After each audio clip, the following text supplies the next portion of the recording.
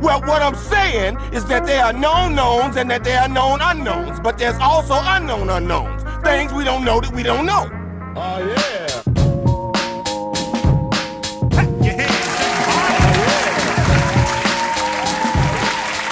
Welcome to Known Unknowns with your host, Rodney Ramsey. It's a crazy day in the sports world. Not one, but two professional football teams are changing their racist ass names. About time. That would be the Washington Redskins and the Edmonton Eskimos. I mean, who the hell even says that anymore? So they haven't decided what their new names are going to be, but I think they should choose something that is equally culturally inappropriate, just, in the opposite direction. So I'm thinking we change the name from the Washington Redskins to the Washington Rednecks. Huh?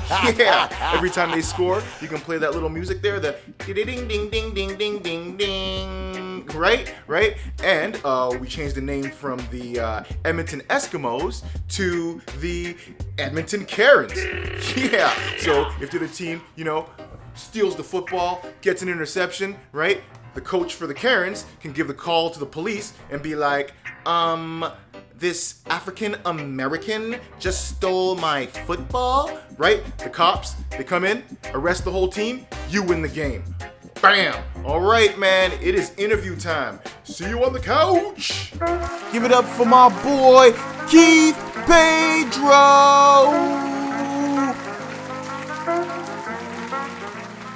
All right, hold on a second. Let me sit down and make it seem normal. Yeah.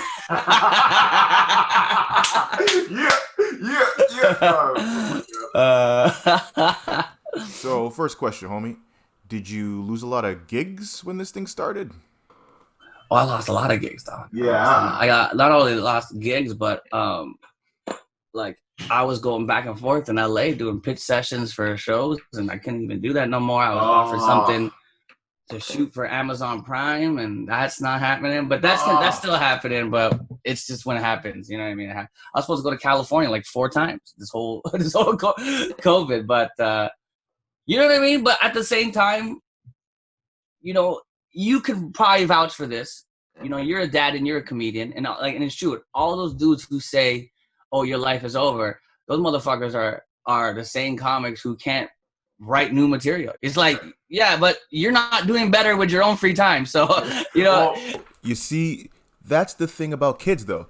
People think that they take away time, but what they really do is just show you how precious time actually is. Our lives were always go, go, go, right? Our lives were always go, go, go. And now that someone was like, hey, stop, I'm enjoying it. And now that I'm not on the road as much, I kind of realized, the importance of an actual dad when he's home a lot. Right.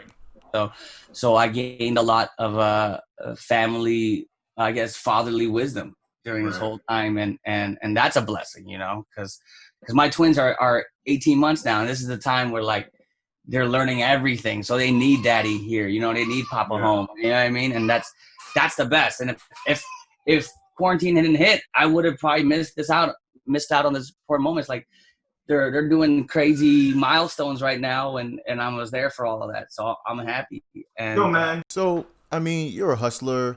You never stop working. I'm really curious. Tell me a little bit more about these projects you've been working on. Well, I was going back and forth with the homie now Evans. He produces Wild 'N Out. Okay.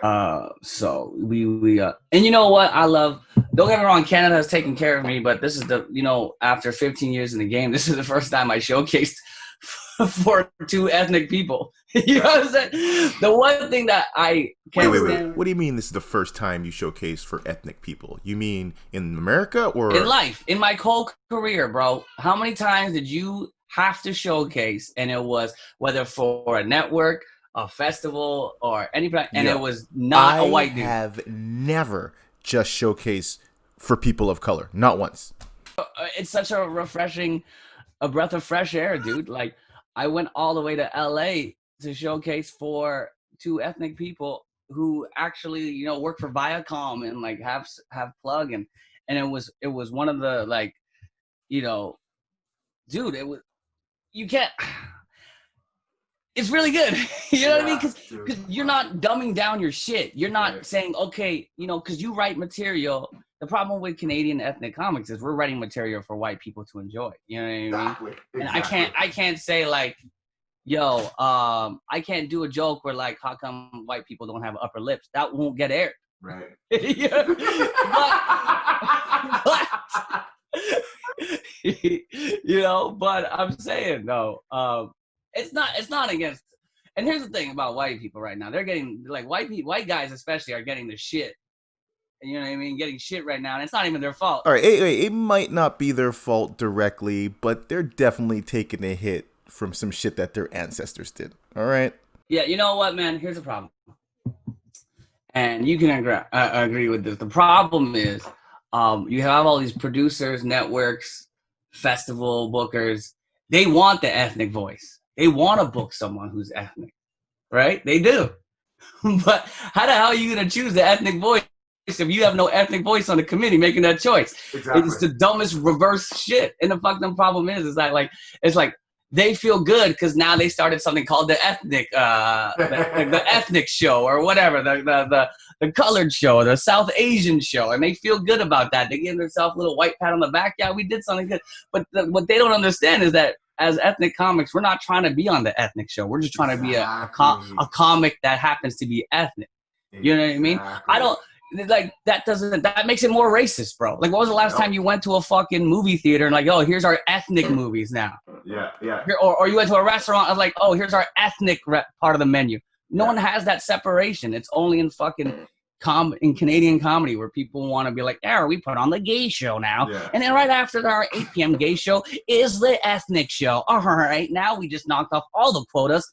And I can go to sleep happy. Like, you fucking dick, Elliot. They love to keep their ethnic comics all in one place during whatever festival it is.